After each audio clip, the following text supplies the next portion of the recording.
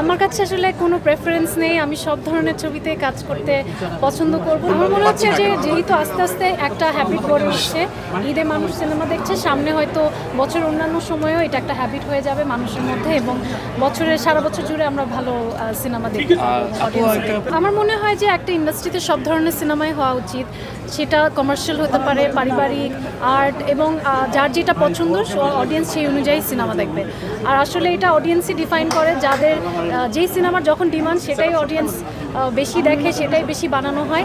So audience demand যদি থাকে যে পারিবারিক ছবি বেশি তারা দেখতে চায়, তাহলে সেই ছবি বেশি বানাবো। কোন ধরনের ছবিগুলোকে আসলে আপনি একজন আর্টিস্ট হিসেবে প্রিফার করেন? আমার কাছে আসলে কোনো প্রেফারেন্স নেই, আমি সব ধরনের ছবিতে কাজ করতে পছন্দ করব, যেটা আসলে অডিয়েন্সের মন জয় করবে বা আমার মনে হবে যে এই গল্পের একটা পার্ট হতে চাই, সেই ধরনের যে কোনো গল্পে আমি কাজ করতে চাই। ইনসাফের কোন পার্টটা করবেন?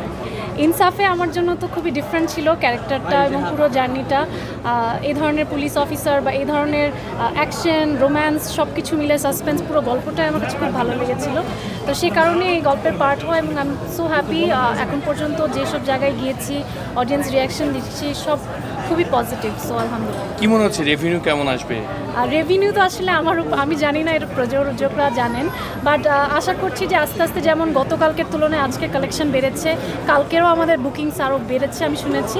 তো সব কিছু মিলে আমাদেরটা খুব পজিটিভলি একটা গ্রোথ দেখতে পাচ্ছি, আস্তে আস্তে বাড়ছে। গতকাল ছিল 3.5, আজকে 5.5 লাখ, আগামীকালকে আরও বেশি শুনেছি। তো এইভাবে যেহেতু আমাদের সিনেমা একটা গ্রোথ হচ্ছে, আমার পজিটিভ, আমি মনে করছি যে এভাবে চলতে থাকলে সিনেমাটা একটা ভালো জায়গায় যাবে। আপনার তো প্রথম সিনেমা, এটা হিট হবে কি? হ্যাঁ, কমার্শিয়াল ভাবে এটা প্রথম সিনেমা, তো এটা হিট হবে কিনা?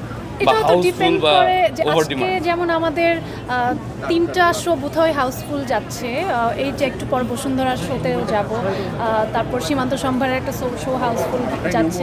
তো অবশ্যই আমি আশা করছি যে এখানে আমাদের আসলে গল্পের জোরে এটা হচ্ছে এবং আশা করছি যারা যারা দেখছে ওয়ার্ড অফ মাউথের কারণে এই ছবিটা সবার মধ্যে ছড়িয়ে যাবে এবং সবাই ইনসাফ দেখতে হবে। সব ছবির জন্য শুভকামনা এবং শাকিব ভাইয়ের ছবি তো আপনারা জানেনই সবসময় ভালো যায়, এবারও খুব ভালো যাচ্ছে। আশা করছি যে আরও দুর্দান্ত পারফর্ম করবে।